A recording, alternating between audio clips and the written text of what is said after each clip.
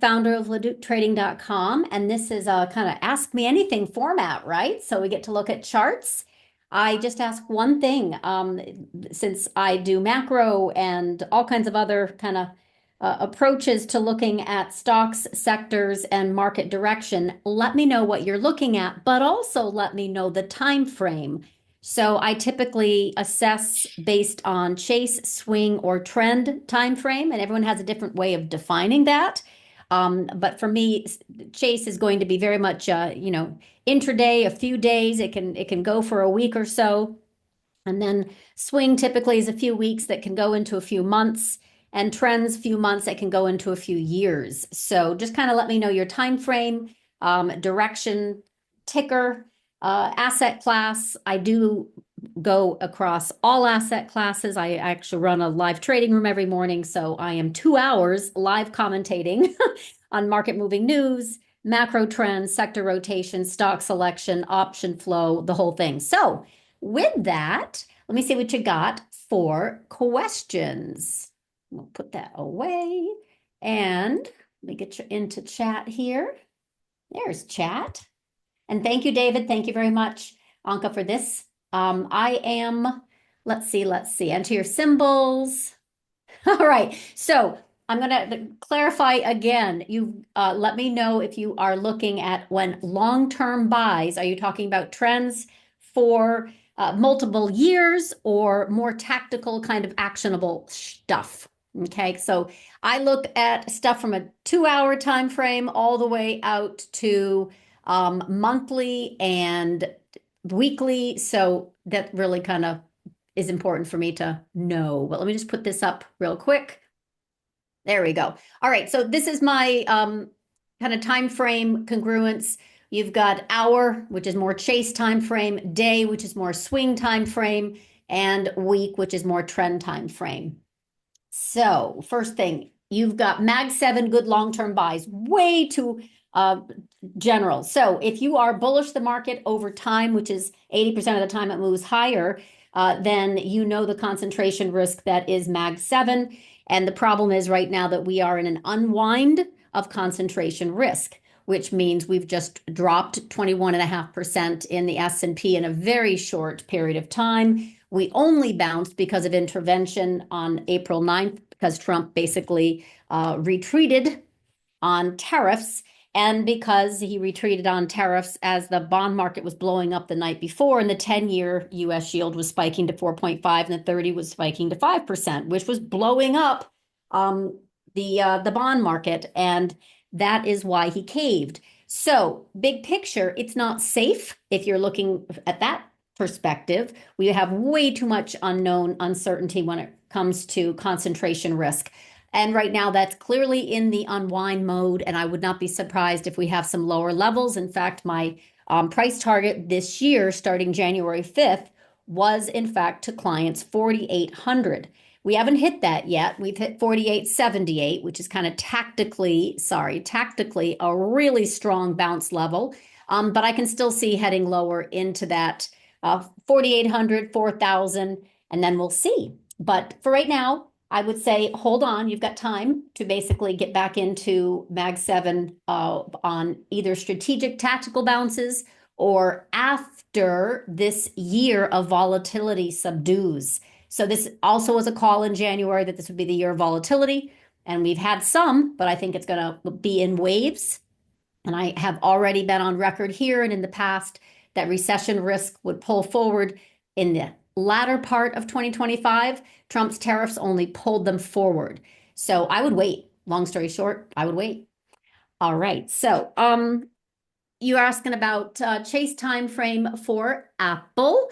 And we have right now the market's a little bit frozen, right? So this cascaded lower into the 200 week and then had a very strong reflexive bounce, but the trend is broken. So a lot of these Mag 7 plays, we just have a busted trend and they're just, basically bouncing into some resistance areas, but they're not safe. The reason this bounced, of course, was Trump saying, okay, Apple, you're fine. We're not going to tariff you.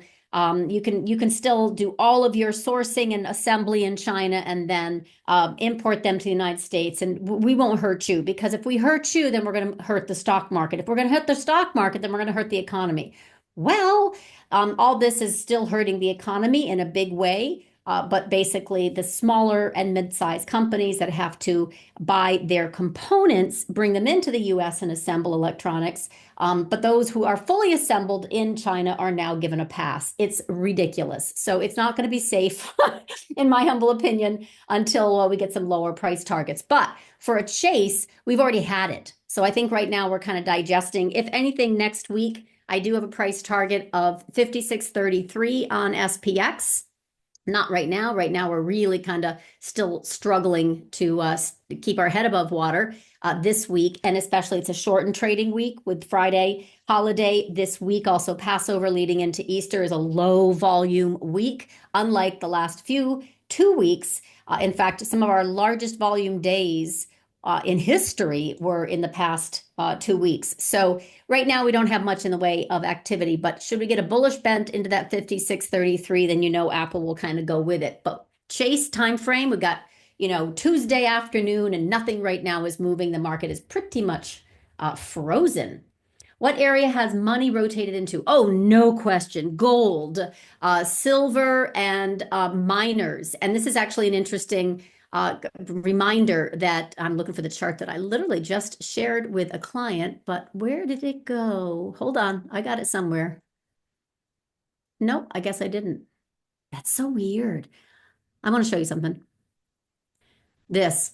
So gold and silver and miners. This is actually, speaking of monthly, very, very hot chart that I actually, last year, hold on, let me just do this.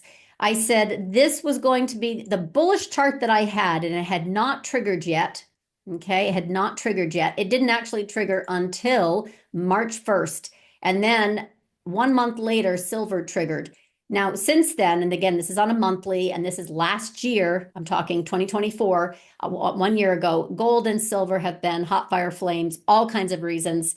Central bank hoarding of gold and silver, settlement of trade outside of the dollar, settlement of trade outside of the petrodollar. And the long and the short of it is gold and silver are bid. And now we have a situation where miners are getting extremely bid up as well. And that does not, it is very, very extended, but it definitely has not calmed down. So this is another situation where miners are, this is GDX, you got GDXJ, a junior model miners. This was a recommended sector not only from last year, but also a continued sector rotation into earnings. And the reason why I say that is if you take a look at the majority of sectors, they're sucking wind, really. There's no other better way to put it. But the miners space benefit tremendously, not just because the underlying is moving higher, number one, gold and silver are higher prices, but also the macro uncertainty triggers money rotation into gold. Gold becomes like the new VIX. And the third reason is energy costs. 40% of miners' operating expense is in energy cost. And you know what's happened with oil, right? It has fallen. So you've got a situation where, and anyone who knows, because I do these once in a while, right? Like maybe quarterly, David. Anyway, I'm a big oil bear. So last year at this time, I said I saw oil falling into 40 to 60 area. And so far, that is really working. Let me show you. I just updated this for clients actually and reviewed it this morning right here. So this is my monthly chart, and I show this all the time I'm here because, oil yields and dollar really, really matter as it relates to market direction. And this finally broke 65 and plunged. And so long story short, this is a reason why miners are also benefiting from lower, oops, where the heck my chart go? From lower energy costs. So now the problem is they're extremely extended, right? And we have earnings. So we got a whole bunch of earnings coming up very, very soon. And you can see the results, right? Like Newmont, for example, they're coming up on the 23rd. But look at this amazing reversal that we've had just last week. And by the way, it's gorgeous. Look at that trend line, monthly trend line, right? So I would say that's already been chased, but that is absolutely clearly where the money has rotated. Where the money has also rotated is abroad. They have left. I do this, keep doing this again. Here it is. They have left. So this is part of my theme that I had back in February, and that is right here.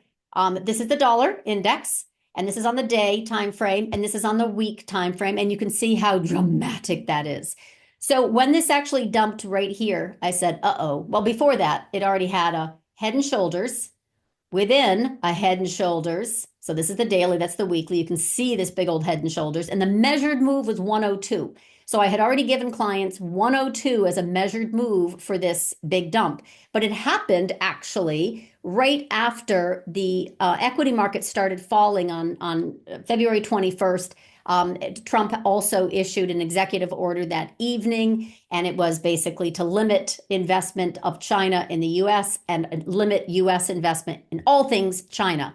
So money it also is just smart, right? It knows that higher yields were over in Europe, chasing inflation in Japan, chasing stimulus in China, but also a very, very unfriendly backdrop with Trump's tariffs. So money went home. Money is now going into the safety of currencies like the Swiss franc, or it's chasing the CAD, the loonie, the euro, you name it, the yen, right? So money, when you ask that question of what area has money rotated into, well, I will tell you right now, money has gone home and money is staying home. So one of my themes was that money goes home, right? In that whole thing with February, but also now big sovereign wealth funds don't want to come into the US.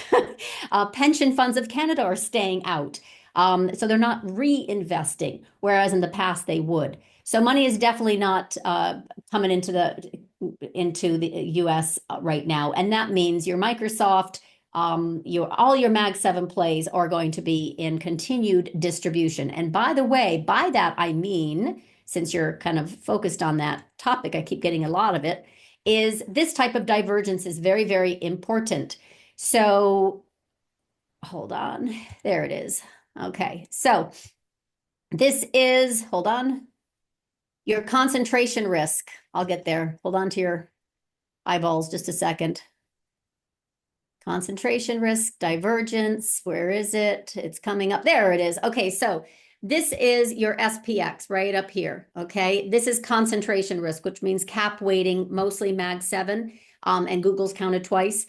Since then, it has fallen very, very strongly, just so happens to be into some really key levels back in 2021.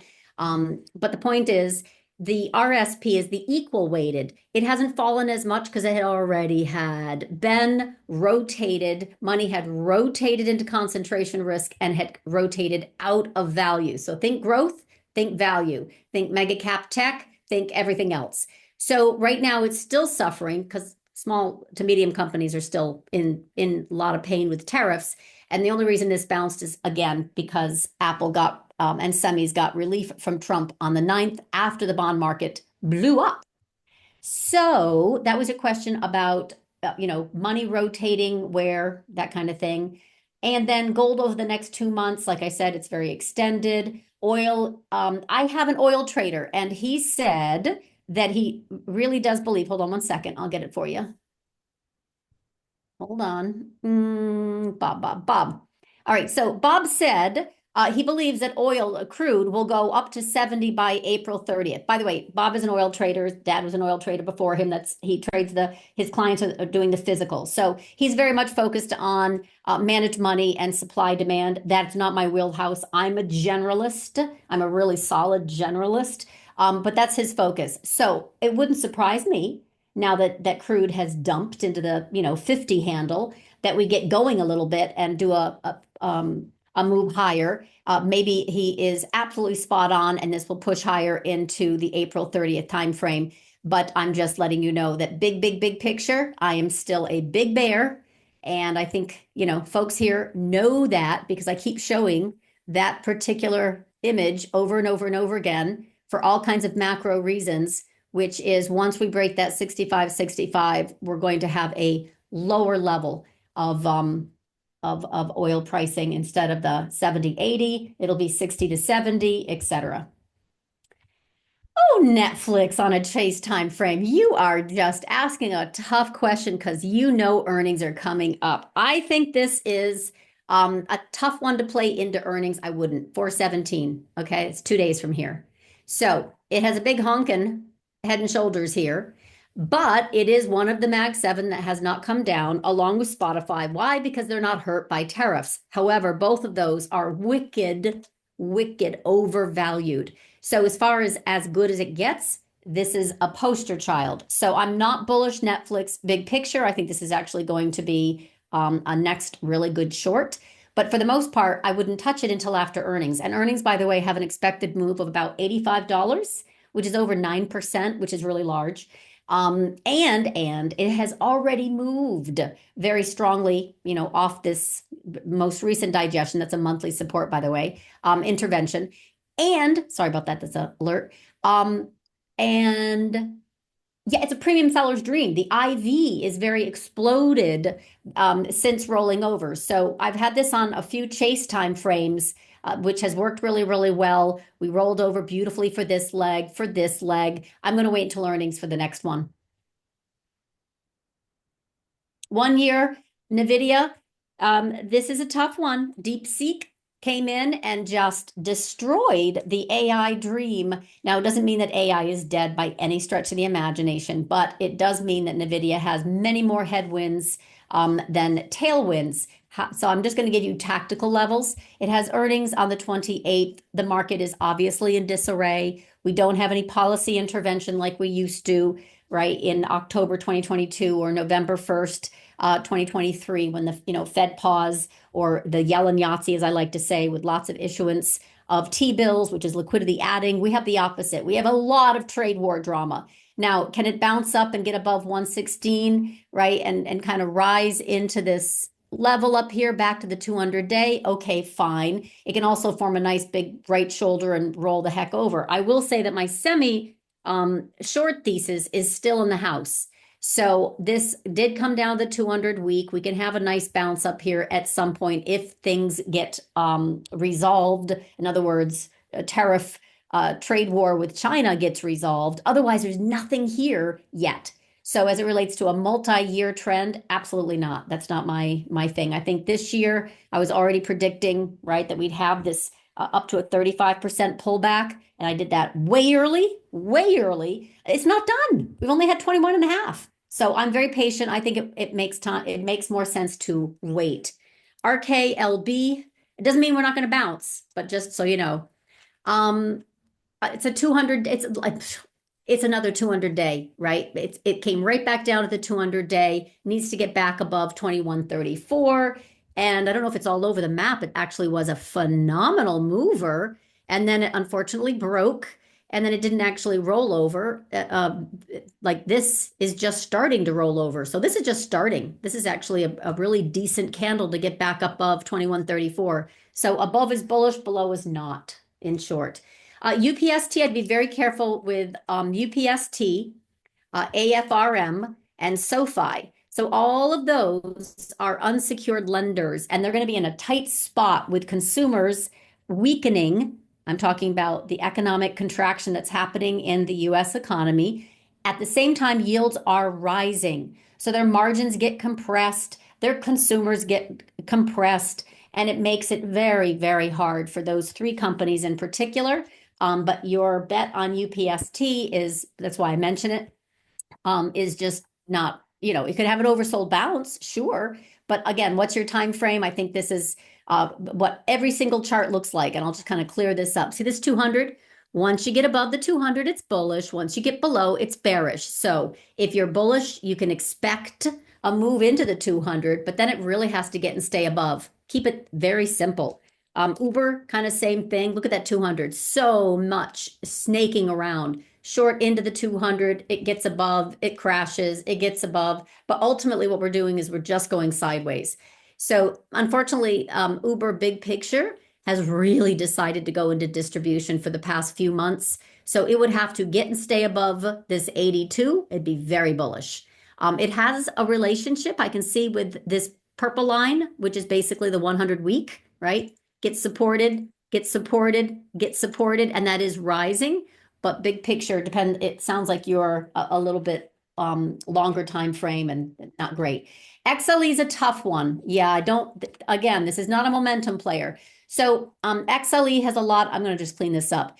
XLE has a lot of Exxon, Chevron, companies that are not going away.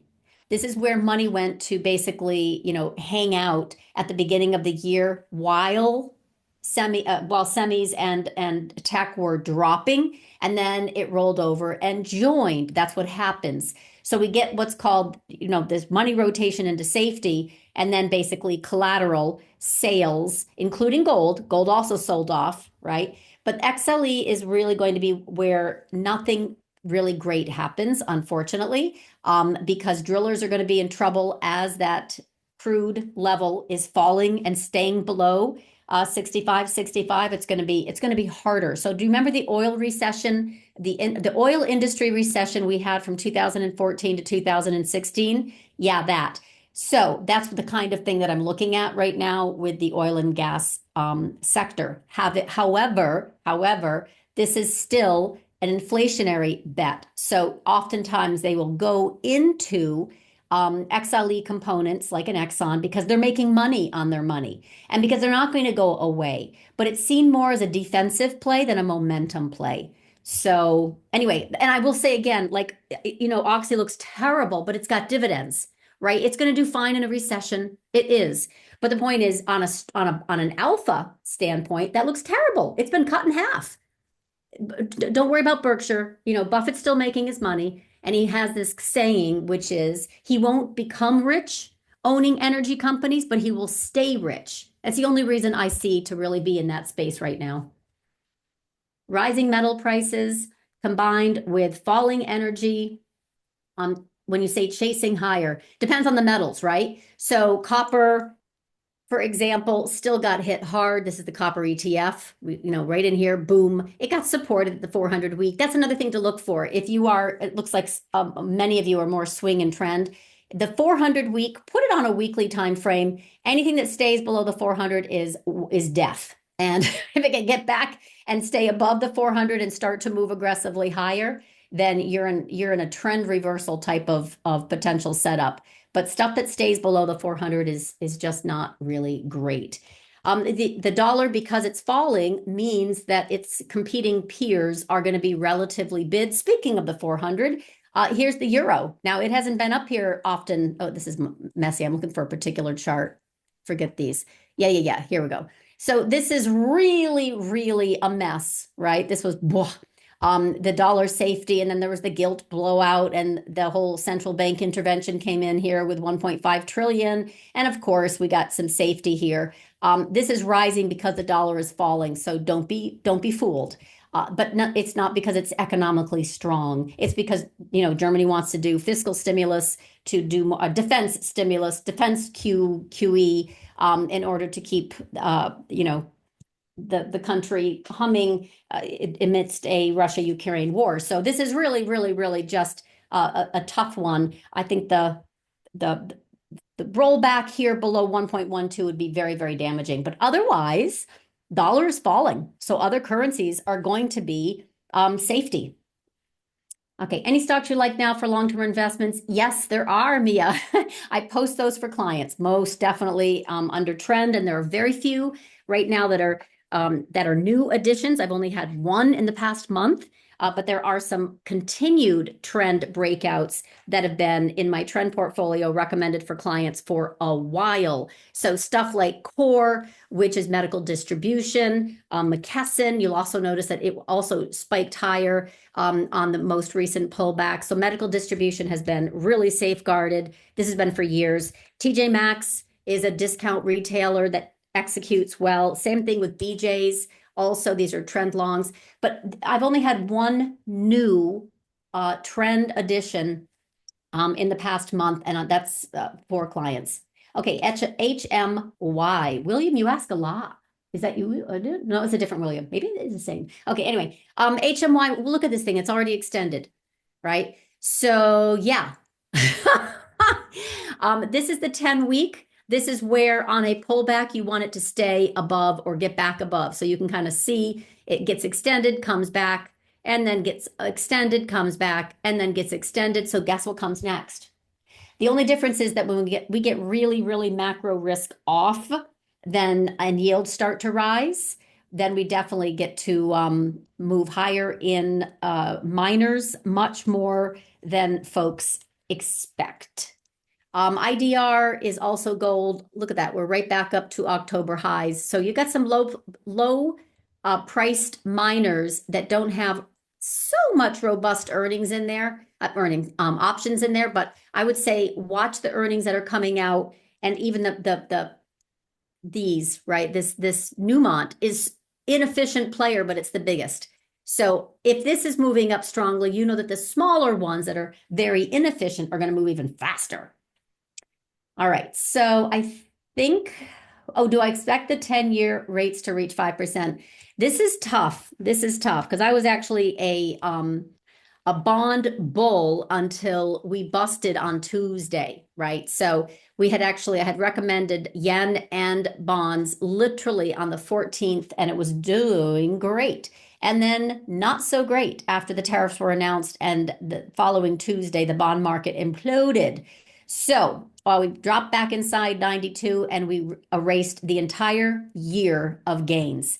That's not a little deal. That's a big honking deal. So the reverse of that, of course, is that the 10-year is moving higher, the 30-year is moving higher, the 5-year is moving higher. So all of them look like this. This is a weekly candle of size, but they have to digest here and then continue. But it is a very big change. So long story short, yes, as long as the 10-year is moving above 4.33, or you can see the 200-day kind of here, right? Just kind of focus on this. It can squiggle around a lot, there's no question. But as the trajectory, let's put it that way, starts to move higher and this head and shoulders gets negated and starts to move higher, the next level we're going to hit is in this 4.68 level. And once we get above that 4.68 level, equities start to have a really hard time again. So right now we're digesting 4.33. That's okay. Above 4.5 is going to have stress.